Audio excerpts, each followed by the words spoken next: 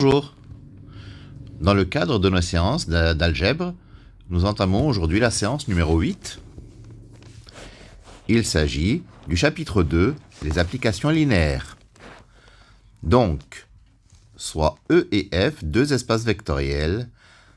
F est une application de E vers F. On dira que F est une application linéaire si elle vérifie les deux conditions suivantes. Pour tout U de E et pour tout V de E, c'est-à-dire pour n'importe quel vecteur U et V, f de U plus V égale f de U plus f de V. L'image de U plus V, c'est l'image de U plus l'image de V. Et deuxièmement, pour tout vecteur U de E, pour tout réel alpha, f de alpha U, c'est alpha f de U. Donc l'image de alpha U, c'est le produit de alpha par le vecteur f de U. Alors, remarque. Bien entendu, nous aurons toujours, pour n'importe quelle application linéaire, f de 0, c'est 0. En effet, f de 0, c'est f de 0u. Quand je dis 0u, ça veut dire le 0, c'est un nombre, et le u, c'est un vecteur. Alors que f de 0, c'est l'image du vecteur nul 0. Donc c'est f de 0u. Et f de 0u, par application de la deuxième propriété de l'application linéaire, c'est 0 fois f de u, donc c'est 0. Donc f de 0, c'est égal à 0.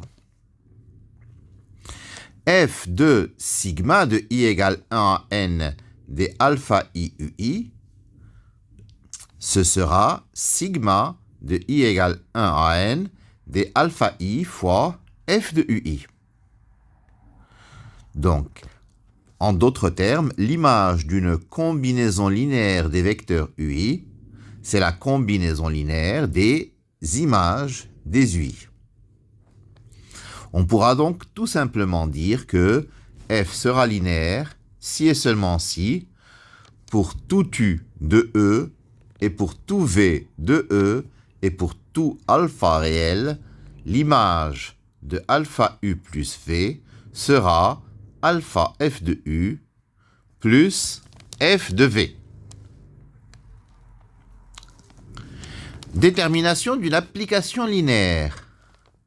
Si l'espace vectoriel E est de dimension n, et si E1, En est une base de E, et si la dimension de grand F est P, et si F1, Fp est une base de F.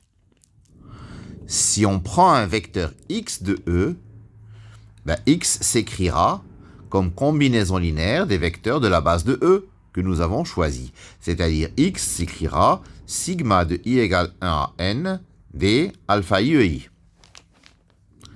Rappelons que les alpha i sont donc les coordonnées de x dans la base E1, En.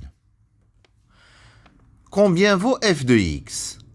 F de x, c'est f de sigma de i égale 1 à n des alpha i ei.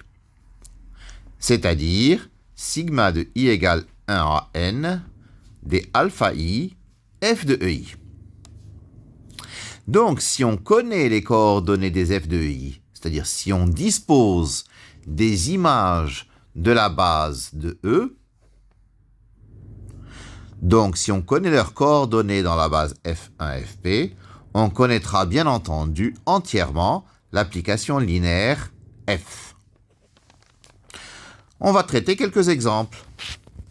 L'exemple 1, je considère l'application F de R3 vers R2 qui a x, y, z associe le couple 2x moins y moins z, x plus 2y plus 3z. Montrons que c'est une application linéaire. Donc, je prends un vecteur u de R3 dont les composantes sont u égale x, y, z. V, un élément de R3. V sera donc x', y', z'. alpha un réel. Je calcule f de alpha u plus v. Ce sera donc f de alpha x plus x prime, alpha y plus y prime, alpha z plus z prime. C'est-à-dire 2 facteurs de alpha x plus x prime moins alpha y plus y prime moins alpha z plus z prime. Ça, c'est pour la première composante, bien entendu. Et puis, alpha x plus x prime plus 2 fois alpha y plus y prime plus 3 fois alpha z plus z prime. Ce qui donne alpha facteur de 2x moins y moins z plus 2x' moins y' moins z', point virgule, alpha facteur de x plus 2y plus 3z plus x' plus 2y' plus 3z'.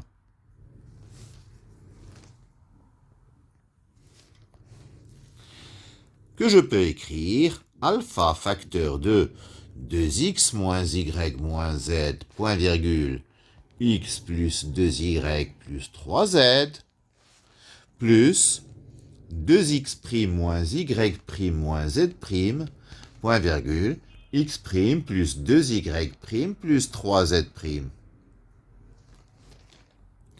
C'est-à-dire alpha f de u plus f de v. Et donc, f est une application linéaire. Deuxième exemple, f de R2 de x vers R2 qui est un polynôme P associe P de 0, P de 1. Je rappelle que R2 de x, c'est l'espace vectoriel des polynômes de degré inférieur ou égal à 2. Sa base canonique, c'est 1x carré. Il est bien entendu de dimension 3. Alors, je prends P, un polynôme, Q, un autre polynôme de R2 de x, et alpha, un réel. Je calcule f de alpha p plus q. C'est alpha p plus q de 0, alpha p plus q de 1.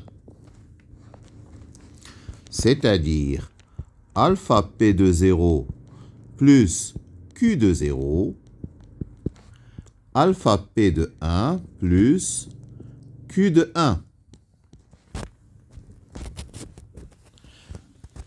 C'est-à-dire alpha facteur de p de 0, p de 1,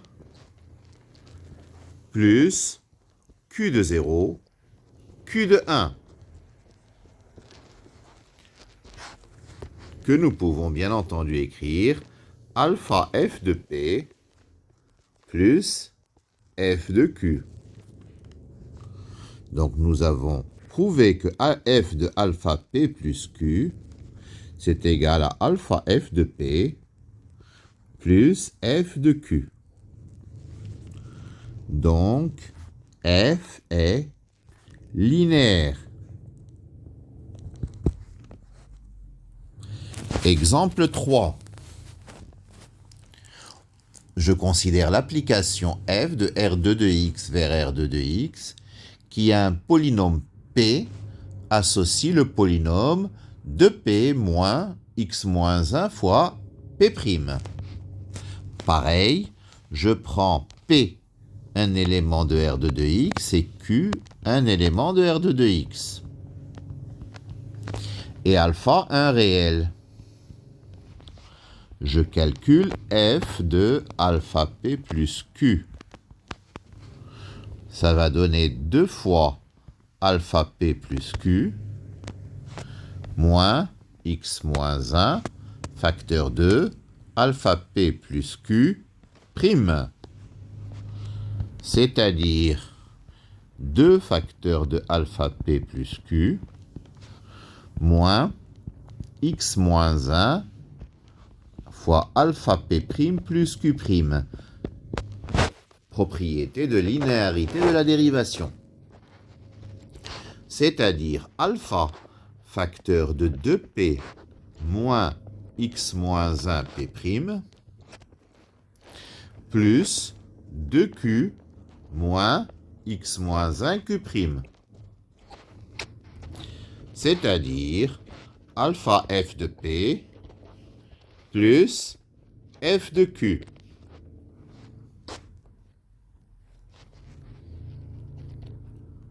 Donc f de alpha p plus q égale alpha f de p plus f de q. Donc f est une application linéaire.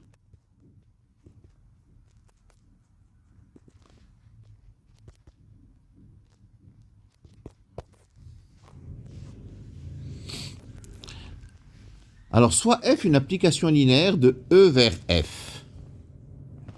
F de grand E vers grand F. Et G un sous-espace vectoriel de E. Et H un sous-espace vectoriel de F. Nous avons les résultats suivants. F de G est un sous-espace vectoriel de grand F. Et f-1 de H est un sous-espace vectoriel de E. C'est-à-dire que l'image d'un sous-espace vectoriel de E est un sous-espace vectoriel de F. Et puis l'image réciproque d'un sous-espace vectoriel de F est un sous-espace vectoriel de E. Montrons que f de G est un sous-espace vectoriel de F. Déjà, on va définir ce que c'est que f de G. F de G, c'est l'ensemble des vecteurs Y de grand F qui sont des images d'éléments de G, tels que il existe un X appartenant à G, tel que f de X égale à Y. Ça, c'est f de G. Montrons les conditions pour que ce soit un sous-espace vectoriel. Montrons que 0 appartient à f de G. Donc on sait que 0 égale f de 0. Et le 0, celui-ci, or 0 appartient à G, car G est un sous-espace vectoriel. Donc, 0 appartient, je vais l'écrire en bas, c'est mieux, donc 0 appartient à f de G. Alors, soit U appartenant à f de G, V appartenant à f de G. Alpha appartient à R. Montrons que alpha U plus V appartient à f de G. Alors, si U appartient à f de G, U s'écrit f de X, pour X appartenant à G. Si V appartient à f de G, V s'écrit f de Y, pour Y appartenant à G. Donc, alpha U plus V s'écrit alpha f de X plus f de Y. C'est-à-dire f de alpha x plus y. Mais, puisque G est un sous-espace vectoriel, alpha x plus y appartient à G. Donc, f de alpha x plus y appartient à f de G. Donc, alpha u plus v appartient à f de G. Donc, f de G est un sous-espace vectoriel de f.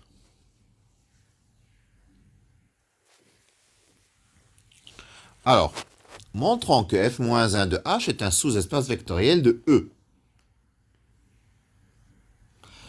D'abord, définissons f-1 de h. Qu'est-ce que c'est que f-1 de h? C'est l'ensemble des x appartenant à E, tel que f de x appartient à h.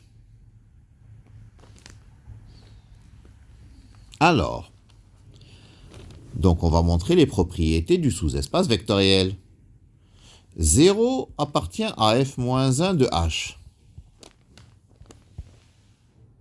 Pour le savoir, il faudrait que f de 0 appartienne à h. Mais f de 0, c'est 0.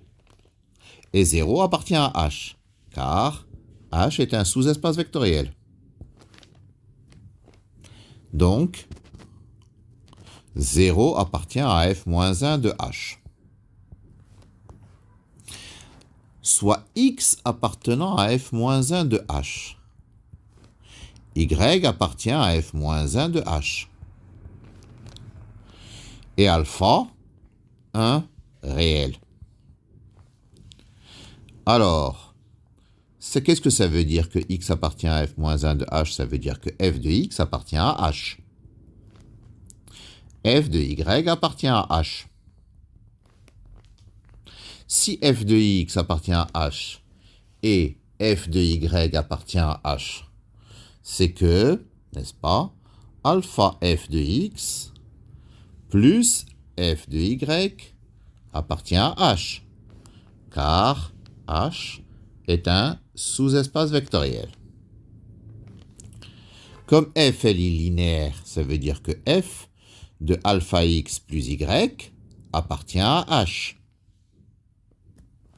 Donc, alpha x plus y appartient à f-1 de h.